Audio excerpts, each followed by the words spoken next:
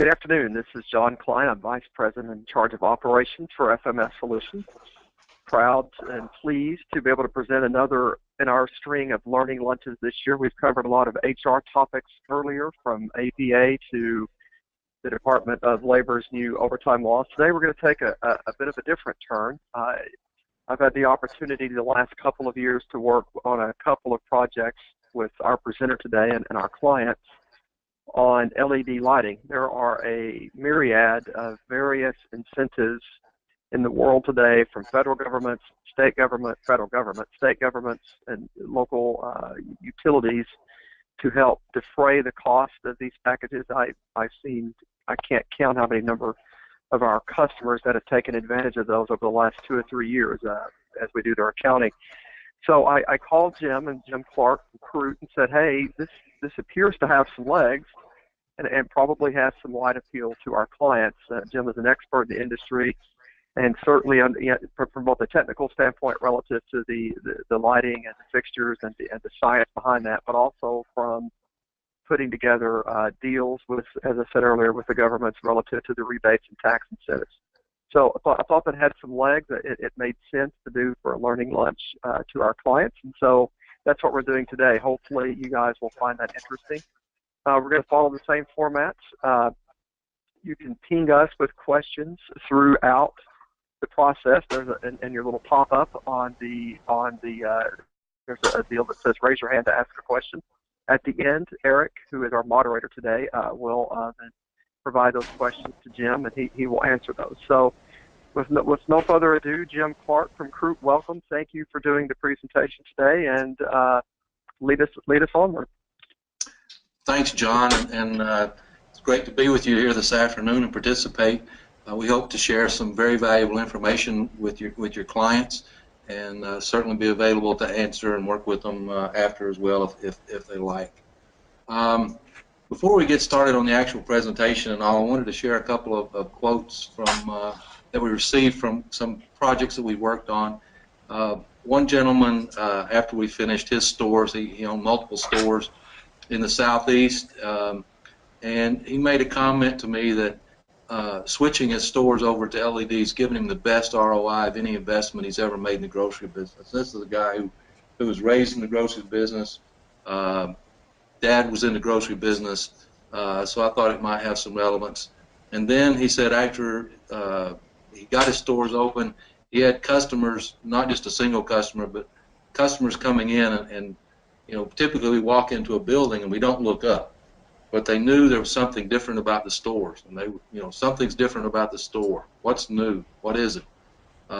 So customers were seeing that he had made a change in the store. It just wasn't readily visible to them. So as we get started talking about LED, one of the first things that you want to get your mind around is that with the change in technologies, we need to change the way we look at what we're buying. Traditionally, we've thought about buying a 60 or 100 watt bulb, and that we have some idea about how much light we would get from it. So we weren't really buying light, but we were buying wattage of lights.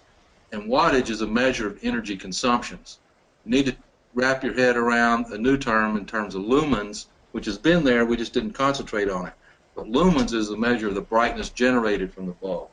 And there's a substantial difference between the lumens produced by older technologies and the LED solution. Pick the right color. There's a wide array of colors available, and I would challenge you to go to based on experience installing our products in stores and going in and doing initial audits, seeing what's there. When you get a minute, as you're walking around a store, go to your packaged meat cooler and look at the row of lights up at the top, and look and see if you see some orange lights, some blue lights, some white lights, and get a feel for how it might be different with a product that has the right Kelvin temperature and is lighting your products the way it should be and consistently. LEDs do cost more, but as you'll see as we go through the presentation, they pay off big time over the long haul. Beware of wiring differences. There are no external ballasts in the LEDs, the ballast is internal to the bulb.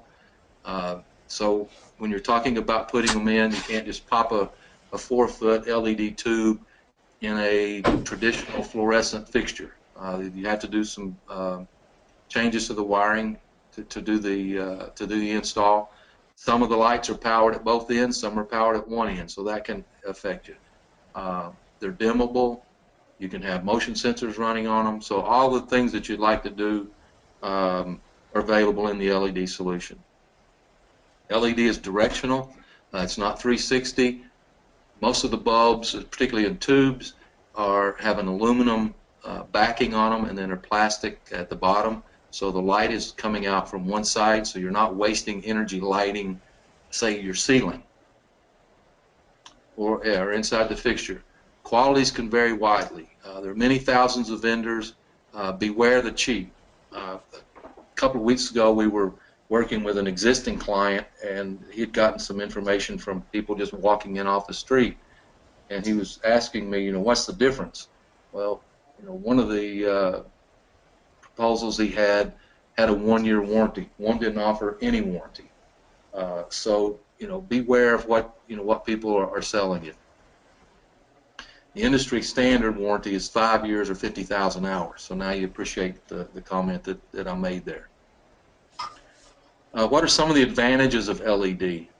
I just talked about the shatterproof aspect. So you don't have the risk of a glass T8 breaking over your produce case and having glass fall in, or making sure that somebody's put the protective sleeve over it when they reinstalled or replaced the light. So you get that aspect of it. It's mercury free, so it's better for the environment. The lamp light, again, the warranties are better. Industry standard warranties are 5 years or 50,000 hours. Substantially different than what you're seeing with traditional fluorescents and other technologies. The visual effects, pick the color for the purpose. If you've got a 5,000 Kelvin lamp in your meat case, your beef is going to look gray. It's going to drive people away. You want a 3,500 Kelvin. You may want a 5,000 in the ceiling, which is a whiter light. You may want a 4,000 in your packaged meat, which is more like a sunlight. So you want to make sure you're picking the right color for the area of your business, which is going to drive customers, and that's something where we've got the experience doing. It's healthier. You've probably seen fluorescents that have a flicker to it, and typically that's toward the end of its life. But in reality, that light has a flicker all its life, from the very first time you flick the switch. And to someone who has migraine headaches or grand mal seizures, that has a strobe-like effect on them, and those people have headaches or they don't feel good, but they don't know why. And it can all be traced back to the light. One of the customers that John and I worked on, after we installed the lights in one particular area of the store, the owner's granddaughter happened to be working in that area, and she suffered from vertigo. And she said that almost instantly after we removed all the fluorescents and put in the LED tube, she felt better. So it is a difference in terms of employee and potentially customer perception or feel in your store. It's controls friendly. Again, you can have motion sensors, dimmers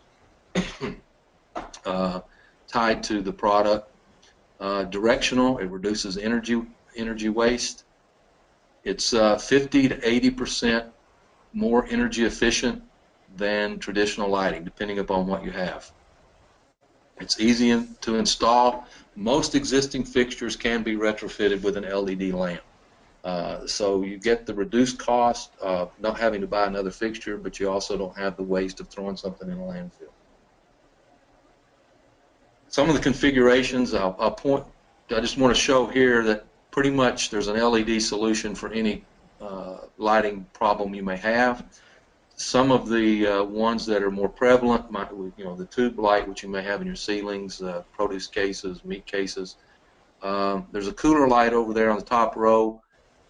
We've seen customers that have been sold an LED solution in for their coolers, and it's mounted behind the door jambs, but all it's lighting up is the product that's behind the door jamb. And this cooler light has, you'll see it has two strips there shining at about a 45-degree angle. So when you've got one behind each door jamb, you have light crossing in front of the glass, which is what the customer sees. So as they're walking down the aisle, your products are vividly displayed and appealing to the customers that are walking by. The cooler light is a great light to have in your store. You may also have like the tri-proof light on the bottom row there in your meat prep or produce prep areas, as well as some of the others. But traditionally, those are the lamps that we install more at different stores.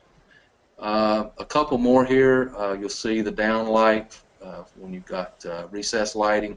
The panel light is new. It's a huge plus. That light is about the thickness of the ceiling tile in your ceilings. It's easy to install, and there are no lines like you'd have in a fluorescent. Basically, that whole panel is a light, and it just glows. It's very elegant. In an office, a break room, if you've got a deli or pharmacy or something like that, where you really want to create an improved image, it's a great light to have. Don't know if any of you have gas pumps, but you can see you can get them for that. And then the strip light, that light has both. That is a fixture and bulb all in one. So depending on your application, it's a good one too. What we're going to go through here for the rest of the presentation is a real example of an independent store in the Southeast.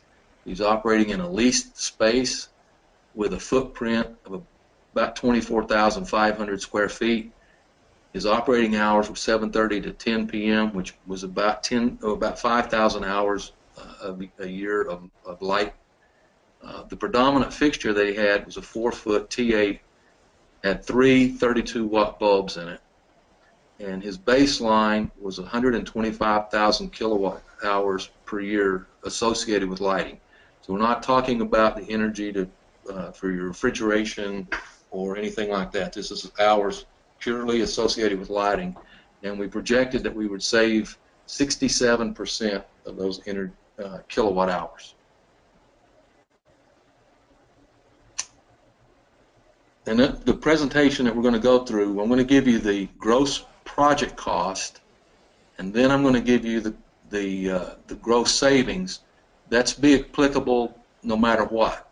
And then I'm going to give you the ROI that FMS calculated for us based on 5 years and 50,000 hours. So you got 5 years and 10 years based on the warranty and product life in this scenario. And then based on 3 different scenarios. One, the first base is the baseline is you're doing it without any consideration for incentives or grants or anything else. Just what is the pure payback of the LED solution. The second one is going to be the application, in this case, of Duke Power's incentives for this store. And then the third is if you were eligible for Duke Power and you were also eligible for federal grants. So I'm going to walk you through 3 different scenarios and how staggering the ROI is in each case. So the projected gross cost, this particular store had over 700 fixtures. It was a complete retrofit. We did the ceiling in the store, ceilings in the offices, break rooms, restrooms, produce cases, packaged meat cases, coolers, stock room, walk-in freezers, meat prep, produce prep. Every store light in the entire store was replaced.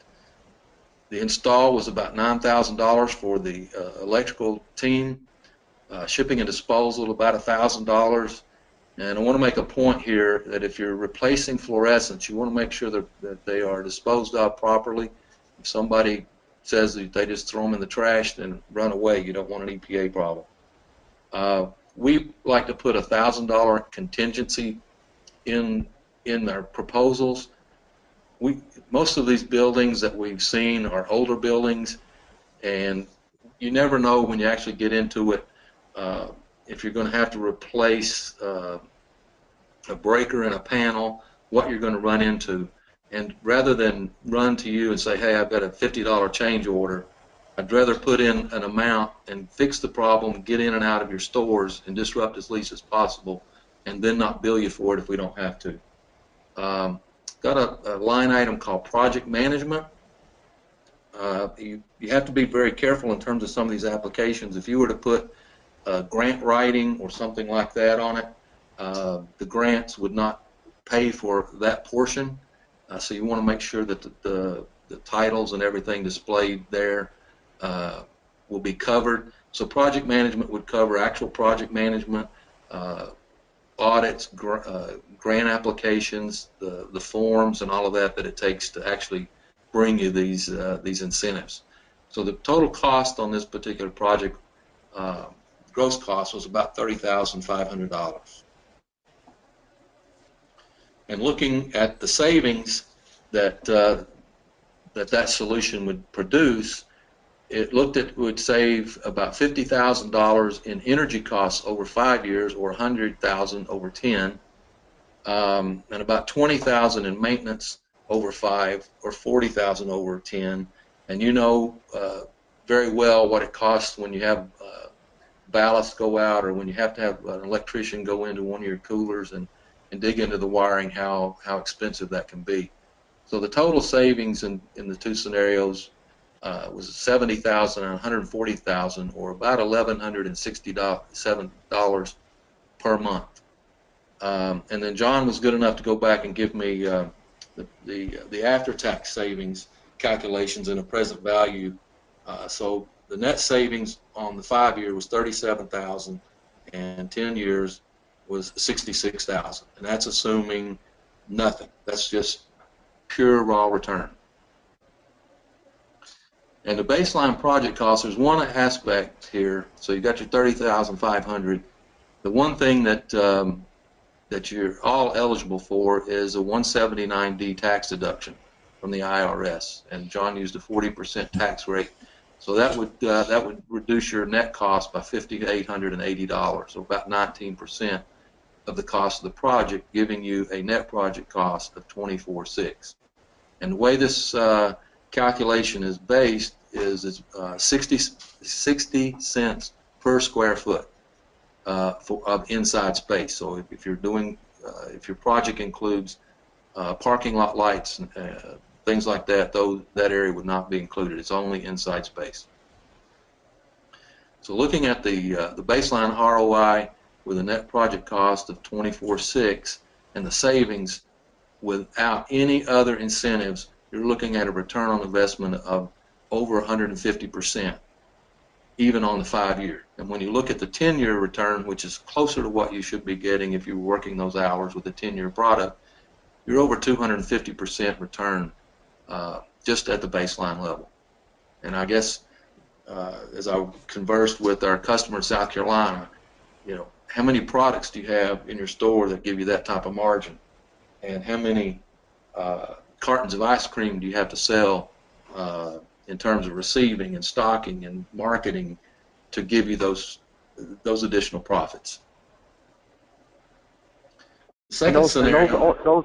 Those ROIs are net of a 40% tax load. So tax, to at least some degree, everybody's incremental tax is different, but to some degree, tax has been baked into those savings. Because obviously, when you have less expense, you lose some tax benefits. So, but those are net numbers. Okay, thanks, John. The next step is looking at public utility incentives. I wanted to give you some examples, not knowing where everybody was going to be calling in from. So in the case of Duke Power's incentive program is based on bulb replacement. So if you replace a 4-foot T8, they give you so much money to do that. And their incentive will go up to 50% of the installation cost. And in the case of this particular customer, who was a Duke customer, the incentive that we projected was actually lower than what they actually received. TVA has a different model, and theirs is based on savings. So you determine how many hours you're working, what you're changing out, and you come up with kilowatt savings. The difference is that instead of using your individual store hours, they use something called deemed hours, which is a standard they're using for all grocery stores or businesses of that type. So that's how theirs is calculated. InterEnergy Louisiana has a couple of programs giving 9 to 15 cents per kilowatt, again based on deemed hours, but theirs is capped at 25,000 per site. Commonwealth Edison, underlined the 40 cents. It was 50 cents, but they lowered it to 40 cents in May, and this 40-cent per kilowatt savings is good until May of 2017. So if you're in the Commonwealth Edison market, it's something you might want to keep in mind from a planning perspective. Pacific Gas and Electric has a complex formula, uses many variables, and is kilolumens based. And New York State Electric and Gas, again, it's savings based, but their savings will allow it to pay up to 70% of the cost of the install. So the incentive world out there is very broad and complex, but there's a lot of money available to you. So going back to our example, and with our total cost of $30,500, factoring in the Duke's incentives and the 179D, that's a mistake, it's 40%. The total incentives are $12,380, or 40% of the cost of the project, yielding a net project cost of $18,120.